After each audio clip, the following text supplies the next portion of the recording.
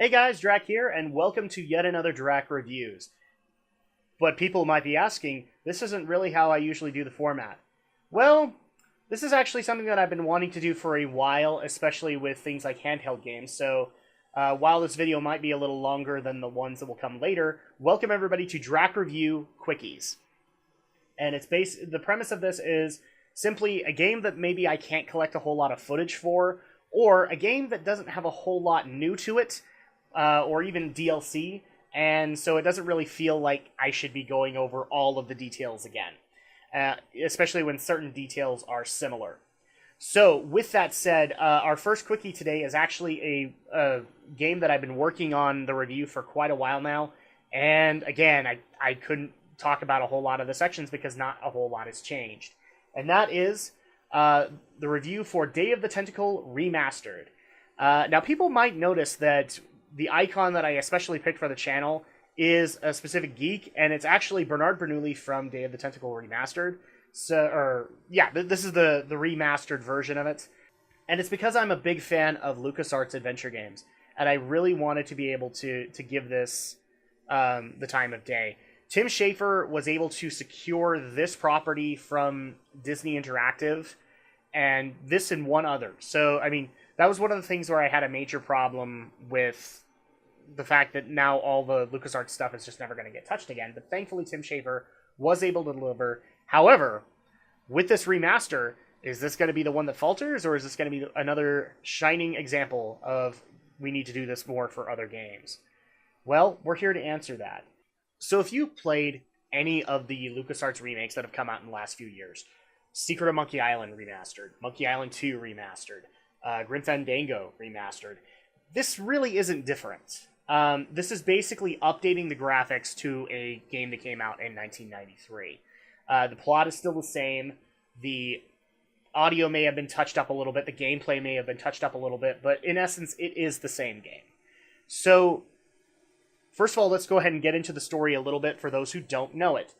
The story of Day of the Tentacle is it's actually a sequel. A lot of people don't know that. It is a sequel to the game Maniac Mansion, which came out. It's one of the first Scum-based LucasArts adventure games. And the premise of that was that a meteor fell near the Edison Mansion, and the meteor did weird things to Dr. Fred, and so he decided to kidnap some high school girls. Well, one of the main characters you play, the boyfriend, is not happy about this, and therefore you go on a journey to save your girlfriend as well as stop Dr. Fred. That's the premise of Maniac Mansion. Maniac Mansion 2, Day of the Tentacle, actually follows a lot of the more recent characters from that. Specifically, the two pet tentacles that Dr. Fred kept, Purple and Green. It just so turns out that they were walking out in the woods one day to the back of the house where, as a mad scientist, Dr. Fred has a toxic waste dump going into the river, which Purple decides to drink from, thus giving himself arms and a desire to take over the world. Hey, I said there was a plot, people. I didn't say it had to make sense. And so you actually play one of the other characters you could play in Maniac Mansion, Bernard Bernoulli, my little geek, as he goes to save the world from Purple Tentacle, and also save all of time. That's kind of the premise of the story. This is where it gets a little bit tricky because really the major thing that has changed here is everything has gotten touched up. It isn't necessarily that the game got improved or remade, from the ground up. Graphically, it is much better than it was in 1993. They've done a lot of great work to hand paint a lot of the sketches, a lot of the scenes that you were able to see in this game, as well as the character models. It looks really, really good, really updated. I want to say it's similar to what they did with the Monkey Island games or Grim Fandango, but it really is its own thing. It's hand drawn and it looks beautiful. It is a sight to behold, especially considering the previous game the game that it's based off of. So graphically, not a whole lot changed, but the update makes it look just even better.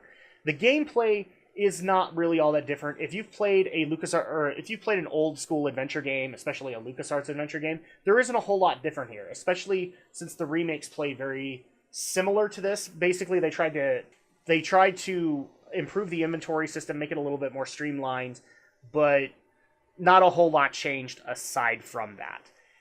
They are good improvements, and they do help with the flow of the gameplay a lot better, but it's not a huge change compared to the way that the game actually did it. It's a great improvement, though. Audio-wise, the game didn't really change much. They took a lot of the audio problems that were in the previous game, where things seemed a little too loud, and tuned it down and made it a little bit more balanced so that you're not blowing out your ears. One of the other things that they do with these remakes is that they add in developer commentary. And the developer commentary is actually very interesting, especially for this game, considering there are a lot of factoids that people don't know about the development of Day of the Tentacle, or a lot of the Tim Schafer games. I especially enjoyed the Monkey Island games, where we got Ron Gilbert in the process too. So I would wholeheartedly recommend this game based off of the developer commentary after you've beat it at least once. Now, as far as overall presentation and replay value, this game doesn't take a whole lot of effort to complete. It takes roughly about 2 or 3 hours to get through the story, which is like most adventure games. Even the Telltale games with their episodes follow the same format. But it's still enjoyable, and there is a lot to laugh at with this, especially since that's the premise, is that it's more of a comedy rather than an actual drama. So I have a feeling that people will appreciate that. The presentation is improved by all of the elements getting retweaked and more streamlined, but it is, again, essentially the same game. So, and it's a beloved game in the Lucasarts canon. With that said, this game, or Day of the Tentacle Remastered, gets my final score of 8 out of 10. It is a solid B. I wholeheartedly recommend this to anybody who hasn't played it before, especially since it's out on consoles now. So you guys can play this on PS4, Xbox, and I believe PS3 and 360 can also play them too. So with that said, this has been my quickie review of Day of the Tentacle. I hope that these things don't go on too long compared to my regular reviews, but this is just what I've decided to do.